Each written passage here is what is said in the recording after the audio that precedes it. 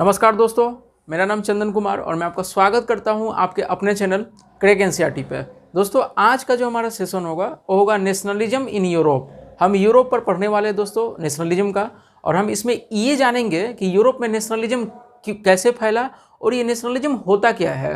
और हम लोग ये जानेंगे कि जो पहले जर्मनी का नामो निशान नहीं था, एक बहुत बड़ा जर्मनी बन गया, एक बहुत बड़ा इटली बन गया। वहाँ के लोगों ने इटली और जर्मनी बना दिया। हम लोग पढ़ेंगे कि पूरे हर जगह पे राजा का शासन चल रहा था, तो लोगों में ऐसा क्या हुआ कि वो राजा का शासन को उखाड़ फेंक कर डेमोक्रेसी हर जगह ला दी है। तो चलिए स्टार्ट करते हैं, बने रहिएगा इससे हमारे पूरे सेशन के साथ। मैं पूरा आपका क्लियर कर दूंगा पूरा कहानी की तरह। तो चलिए स्टार्ट करते हैं। तो मैं आपको बता दूं कि हमारा आज का टॉपिक क्या है, नेशनलिज्म इन यूरोप। कि दोस्तों 18 और 19 सेंचुरी में यूरोप बहुत छोटे छोटे देशों में बटा हुआ था और सभी देश में मोनार्की सिस्टम चल रहा था। मोनार्की मतलब तो आप जानते ही होंगे, राजा रानी का शासन। और इस राजा रानी के शासन में लोगों के पास कोई अधिकार नहीं था, सिर्फ वो गुलामी की जंजीरों से बंधे हुए थे और वो कभी आज़ाद नहीं हो सकते थे, क्योंकि उन्हें अपना जो शासक है, रूलर है, उन्हें चुनने का शक्ति नहीं होता था। राजा मरता था, फिर उसका वारिस बैठता था और जनता कैसे जीवन जी रहा है उसको इससे कोई मतलब नहीं। वो जनता के पैसों टैक्स के रूप में लेता था और बढ़िया ज़िंदगी महल में बिताता था। और लोग क्या थे, किसी के पास फंडामेंटल राइट नहीं था, मूल अधिकार नहीं था, सिर्फ वो टैक्स देते थे। और टैक्स हर चीज़ का होता था। अगर उनके पास घर है तो घर का टैक्स, अगर उनके पास ज़मीन है तो ज़मीन का टैक्स। एक टैक्स जाता था चर्च को, एक टैक्स जाता था लैंडलॉर्ड को, मतलब। और जब भी राजा को लगता था कि उसके पास पैसे कम पड़ गए तो फिर एक नया टैक्स जनता पे लगा देता था। दोस्तों, आपको मैं बता दूं कि मोनार्की सिस्टम बहुत ही ख़राब सिस्टम है। क्यों? क्योंकि आपने पढ़ा होगा कि जो डेमोक्रेसी होता है वो सरकार के पास तीन ऑर्गन होते हैं, 3 ऑर्गन होते हैं। एक होता है लेजिस्लेटिव, एक होता है एग्जीक्यूटिव और एक होता है जुडिशरी। लेजिस्लेटिव का काम क्या है? कानून बनाना, तो सिर्फ कानून ही बनाएगा। और एग्जीक्यूटिव का काम क्या है? कानून को लागू करना, इन्फोर्स द लॉ। तो वो सिर्फ कानून को लागू ही करेगा। और जुडिशरी का काम क्या है? मेंटेन करना, मेंटेन करना कानून को, और जो कानून तोड़ रहे हैं उन्हें सजा देना। पर मोनार्क जो राजा होते हैं, ये तीनों पावर एक ही आदमी में होता है, इसलिए वो आराम से शोषण करता है लोगों को, क्योंकि उसका आवाज़ उठाने वाला कोई नहीं होता है। मोनार्की सिस्टम में यूरोप में जब भी लोग अपने अधिकारों के लिए आवाज़ उठाए, उन्हें पकड़कर जेल में डाल दिया गया या तो उन्हें फांसी पर चढ़ा दिया गया, पर कभी भी अधिकार नहीं दिया गया। तो 18 और 19 सेंचुरी में मॉडर्नाइजेशन का दौर चल रहा था। लोग अब काफ़ी लॉजिकली सोच रहे थे, पढ़ लिख गए थे, क्वेश्चन करना स्टार्ट कर दिया था। और नेशनलिज्म स्टार्ट कहाँ से होता है? नेशनलिज्म स्टार्ट होता है आपका फ्रांस से, क्योंकि फ्रांस का तो आप जानते ही होंगे, फ्रांस से ही पूरे यूरोप में नेशनलिज्म फैला है। तो हम पर जानेंगे कि फ्रांस में ऐसा क्या हुआ था। तो मैं आपको बता दूं कि फ्रांस का जो सोसाइटी था 3 भागों में बटा हुआ था। First state, second state, third state. First state वाले को बोलते थे कलरगी, और सेकेंड स्टेट वाले को क्या बोलते थे? नोबेलिटी, और थर्ड वाले को क्या बोलते थे? आपका थर्ड स्टेट बोलते थे। जो कि, और मैं बता दूं, ये जो तीन जो सिस्टम थे, 3 स्टेट थे, पहला और दूसरा जन्म से ही इन लोगों के पास प्रिविलेजेस थे। इन लोगों को कोई टैक्स नहीं देना पड़ता था, और ये सिर्फ थर्ड वाले को ही टैक्स देना पड़ता था। जो थर्ड स्टेट वाले हैं वही सिर्फ टैक्स देते थे। और अगर बात किया जाए पॉपुलेशन का, तो 98% ये लोग थे, ठीक है। और यही लोग टैक्स देते थे और इनके पैसों पे ये दोनों राज करते थे। जैसे पहला जो चर्च है उसको चर्च से कोई काम नहीं है, बस वो बना हुआ है फादर पोप, और लोगों को डरा कर पैसे इकट्ठा कर रहा है। और दूसरा जो है वो है क्या है? नोबेलिटी, जो कि जन्म से उसको अधिकार मिला है कि वो टैक्स पे नहीं करेगा, सारा ज़मीन का मालिक वही रहेगा, और अपने ज़मीन पे लोगों को गुलाम जैसे नौकरी करवाएगा और उन्हें खाने के लिए 2 वक्त का रोटी दे देगा। और क्या होगा? राजा तो और शोषण करता था। राजा कौन था? लुईस 16। और लुईस 16 क्या करता था? जब भी उसको पैसे कम पड़ते थे वो और टैक्स बढ़ा देता था। फालतू का बहुत सारा लड़ाई किया, अपना खजाना खाली कर लिया। और जब भी उसको लगता था कि अब खजाना खाली हो गया, उसको और पैसे चाहिए अय्यासी वाला ज़िंदगी जीने के लिए, तो एक नया टैक्स और गरीबों पे कर देता था। और ये गरीब लोग इतने तरह के टैक्स देते थे कि उनको ये भी नहीं पता चलता था कि रात को उन्हें खाना मिलेगा या नहीं मिलेगा। और मैं आपको बता दूं कि जो फ्रांस में जो महल था ठीक है, वायसराय का जो महल था उसमें बहुत अच्छा वो लोग ज़िंदगी जी रहे थे, जो फर्स्ट स्टेट और सेकंड स्टेट और राजा। और ठीक महल के सामने झोपड़ा था जिसमें रोज़ कोई ना कोई भूख से मरता था, और इसमें महल में कई टाइप के पकवान बनते थे। तो फिर क्या हुआ, फ्रांस में जो क्रांति हुआ, जो रेवोल्यूशन हुआ 1789 में, उसमें 3 फिलोसफर का बहुत बड़ा हाथ है। 3 जो लोग हैं उन्होंने लोगों को जगाया, सोए हुए लोगों को जगाया उनके अधिकारों के लिए कि भाई जागो, अगर अभी तुम लोग एक नहीं हुए तो ये शोषण तुम पे चलता रहेगा। ये लुई 16 है, उसके बाद लुई 17 आएगा और ये चलते रहेगा तुम्हारे ऊपर शोषण, और तुम लोग कुछ नहीं कर पाओगे।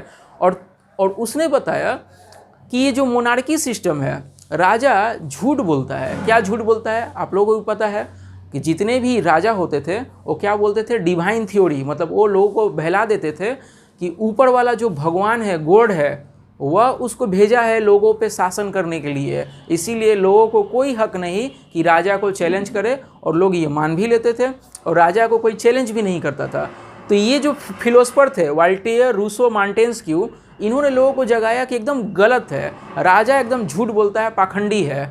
कभी भी भगवान कोई दुराचारी, कोई अत्याचारी आदमी को राजा नहीं बनाएगा जो लोगों का खून चूसे, ठीक है। और मॉन्टेस्क्यू ने क्या बोला कि अब समय आ गया है कि जो राजा के पास जितने भी पावर है उससे छीन कर लोगों में बांट दिए जाए। मतलब लेजिस्लेटिव दूसरा एक आदमी बने, एग्जीक्यूटिव कोई और आदमी बने, और जुडिशरी कोई और आदमी बने, तीनों अलग अलग आदमी हो कि शोषण ना हो किसी भी लोग पे। और रूसो ने क्या बोला, रूसो ने ये बोला कि हमारा जो शासक होगा उसे हम चुनेंगे, ये राजा को हम नहीं चुनते। राजा अपने आप बनता है, फिर और अपने आप बनता है, इसको कोई हटा भी नहीं पाता है, और ये जानता है कि मुझे कोई हटा नहीं पाएगा, इसलिए तरह तरह का अत्याचार करते जाता है और लोग कुछ नहीं कर पाते हैं। तो लोगों को जगाया, हर लोग जागने लगे यूरोप में। रोड जितने भी दुकान वाले हैं, मिडिल क्लास लोग हैं, ठीक है, सैलून वाला, चाय वाला, रेस्टोरेंट वाला, छोटे मोटे ढाबों वाला, सब बात करने लगा कि आखिर मोनार्की को भी हटाया जा सकता है। मोनार्की को हटा के एक ऐसा शासन लाएंगे जो हम लोग का सुने, हमारा आदमी हो रूलर, जो भी हमारा डिमांड हो वो झट से वो पूरा कर दे। क्या ये मोनार्की वाला कभी करेगा? कभी नहीं करेगा। तो इसलिए 1789 में लुई 16 को मार दिए। फ्रांस के जितने भी लोग थे सब इकट्ठा हुए और बहुत बड़ा रेवोल्यूशन किए। रेवोल्यूशन में राजा को ख़त्म कर दिए और एक नया कॉन्स्टिट्यूशन बना लिए, अपना खुद का संविधान बना लिए, जैसे इंडिया का संविधान है। याद रखिएगा, उस समय नेशनलिज्म यूरोप में कहीं नहीं था। नेशनलिज्म मतलब होता क्या है, देखिए फ्रांस से ही मैं बता देता हूँ। फ्रांस वैसे तो एक बड़ा देश है, पर फ्रांस में ही 200 छोटे छोटे देश थे। अब छोटे छोटे 200 देश कैसे थे? अब बोलिए, नेशनलिज्म ये क्या नेशनलिज्म है?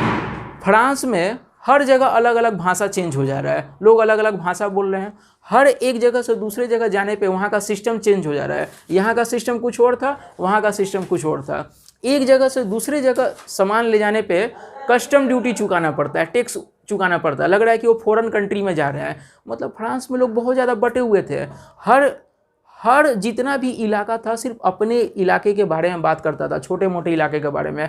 कोई भी एक बड़ा कंट्री का नाम ही नहीं लेता था। अब आप खुद बताइए, अगर छोटे छोटे कंट्री रहेंगे, छोटे छोटे में बटे रहेंगे, तो हर बार उनके ऊपर कोई ना कोई अधिकार कर लेगा और ये सिलसिला चलता रहेगा।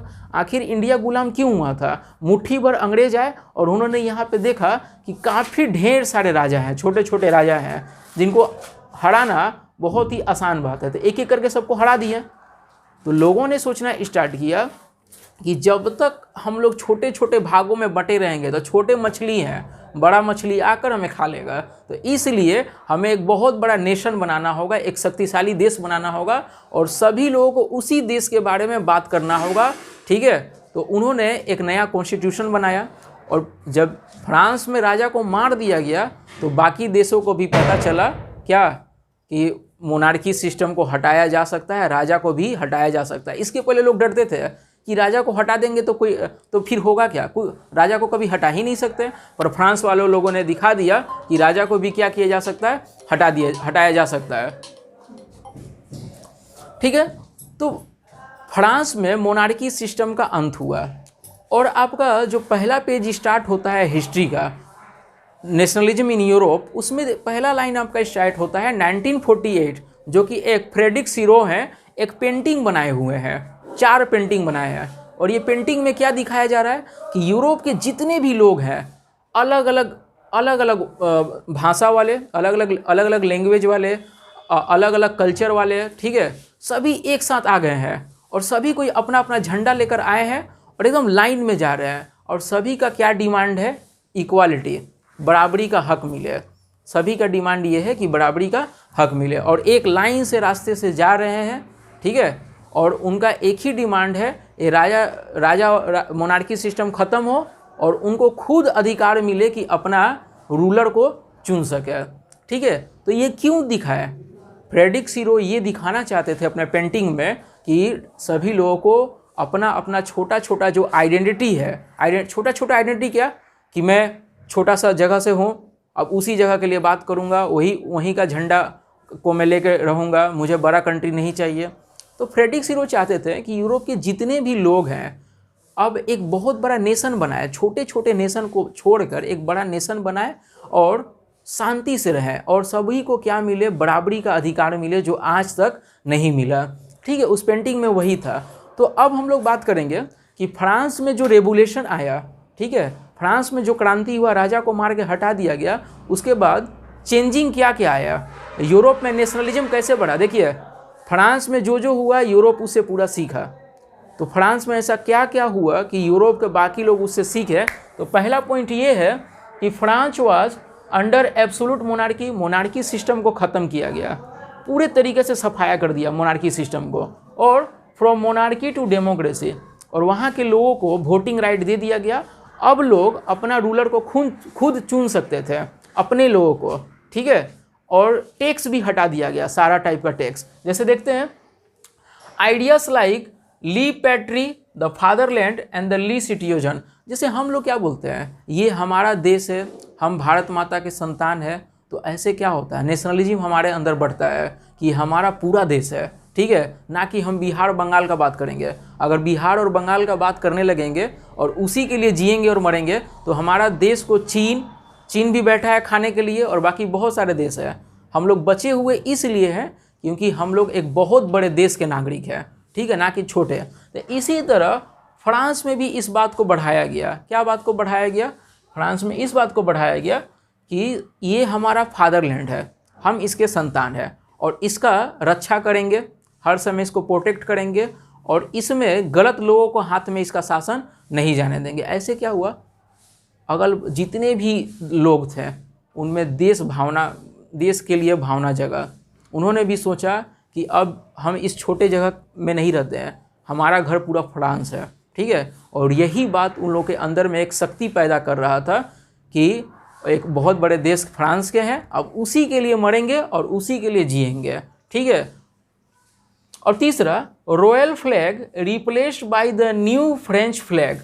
और क्या हुआ, जो रॉयल फ्लैग था, राजा का जो झंडा था उसको हटा दिया गया, अब फ्रांस का झंडा आ गया। राजा का झंडा में कभी भी देश का नक्शा नहीं नज़र आ रहा था, कभी भी पता ही नहीं चलता था कि फ्रांस का है, क्योंकि सभी राजा का अलग अलग झंडा होता था। तो अब क्या हुआ, और मैं आपको बता दूं, फ्रांस में क्या होता था, आप 5 किलोमीटर 10 किलोमीटर जाइए एक नया झंडा, फिर 10 किलोमीटर जाइए एक नया झंडा। इसके लोग इतने बढ़ चुके थे कि फ्रांस में ही 100-200 देश था। मैं आपको पहले ही बताया था ना कि फ्रांस में भी 100 से ज़्यादा देश थे। तो अब क्या हुआ, उस सब सिस्टम को हटा के एक ही झंडा रखा गया। जैसे हमारे देश में तिरंगा है, हम लोग एक ही झंडा को मानते हैं, वो है तिरंगा, और उसी को सिर्फ सैल्यूट करते हैं नेशनल एंथम का टाइम या कोई भी समय। तो इसी तरह फ्रांस में भी एक ही झंडा का सिस्टम किया गया, सब ठीक है। क्यों? एक झंडा रहेगा, एक देश रहेगा, तो लोगों को भी लगेगा कि देश हमारा है और हम देश के हैं, ठीक है। French become the national language. और मैंने आपको बताया था कि फ्रांस में क्या होता था, जैसे 10 किलोमीटर पे झंडा चेंज हो रहा है, फ्लैग चेंज हो रहा है, उसी तरह 10 किलोमीटर पे एक भाषा भी चेंज हो जा रहा है और लोग अपने अपने भाषा को बहुत ज़्यादा महत्व दे रहे हैं, ठीक है, क्योंकि छोटे छोटे जगहों से है और वही छोटे छोटे जगह से होने के कारण वो गुलाम बन रहे थे, बार बार ईजिली कोई भी आकर उन पर अधिकार कर ले रहा था। तो इस बार क्या हुआ कि अभी सबको बोल दिया गया कि सिर्फ जो फ्रेंच लैंग्वेज है वही सिर्फ लैंग्वेज रहेगा फ्रांस का, और उसका जगह कोई लैंग्वेज नहीं हुआ। एक ही भाषा जब लोग बोलेंगे तब उनमें आपस में भाईचारा होगा, फ्रेटर्निटी आएगा, ठीक है। हर जगह जाएंगे तो एक जैसा लगेगा, ठीक है। तो एक देश पूरा एक जैसा लगने लगेगा, एक रंग में देश लगने लगेगा। बहुत सारे जहाँ भाषा रहेंगे, लोग अपने अपने भाषा के चक्कर में देश को डुबा देंगे, ठीक है। उसके बाद uniforms weight and the measures adopted.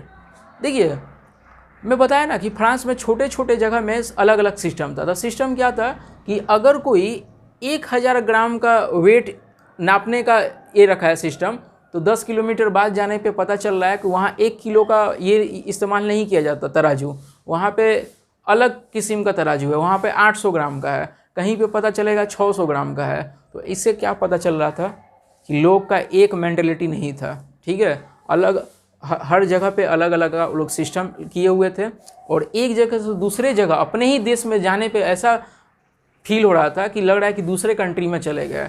इसीलिए लोग तो एक दूसरे से बटे हुए थे और कभी भी आपस में इकट्ठा नहीं हुए और ना राजा को दबा सके, ठीक है। तो इस बार उन्हें मौका मिला तो ये सब सिस्टम दूर किया है जो पहले उनमें खामियां थी। Abolishment of internal custom duties and dues. अब मैं बताया ना आपको पहले भी कि क्या होता था पहले कि थर्ड स्टेट वाले ही टैक्स देते थे और फर्स्ट स्टेट और सेकंड स्टेट को टैक्स नहीं देना पड़ता था। अब इसमें कर दिया गया सभी लोग बराबर हैं, ठीक है।